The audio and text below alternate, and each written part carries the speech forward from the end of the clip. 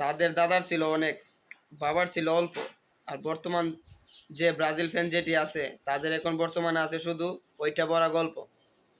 হ্যাঁ, 2014 সালে যখন তারা 7 আপ খায় তখন বলতো যে আমাদের নেইমার ছিল না, আমরা 7 আপ খাইছি, এই ঘটনা।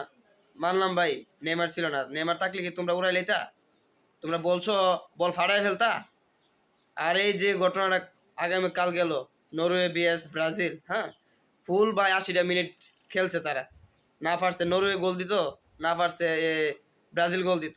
কিন্তু একটা জিনিস আপনি দেখেন ভাই, নেইমার যখন মাঠে নামছে, ও নামার 5টা মিনিটের ভিতরে 2টা গোল। ইতিহাস নিয়ে আমরা কি শিক্ষা পাই? ভাই টল আপলা একটু কম করেন ভাই।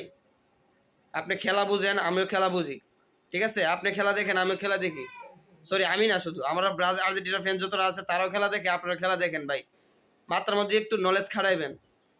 হ্যাঁ, আমরা যে কাকি নিয়ে টল করবো, যারা নিয়ে যদি আমরা টল করতাম যাই, ওই যদি আপনার জায়গা মতো তারা বাস খায় ফেলে, তা আমরা খানে নিয়ে টল করবো ভাই। ভবিষ্যতে আপনারা একটু সতর্ক হয়ে থাকবেন। আর এই যে 2026 সালে যতক্ষণ ফাইনাল ম্যাচ না আসছে, আপনারা একটু চুপ হয়ে যাবেন ভাই। দরকার পড়লে গর্তের ভিতরে ঢুকবেন, তো ভাই আপনারা প্রকাশ্যে আসবেন না। পরে কোন সময় যে কোনটা গোতা মোতা খাইতে হবে এটা তো আপনারা নিজেও আন্দাজ করতে পারবেন না। ধন্যবাদ, ভালো থাকুন। আপনাদের 7 আপ আরও উজ্জ্বল হোক, তাই কামনা করি।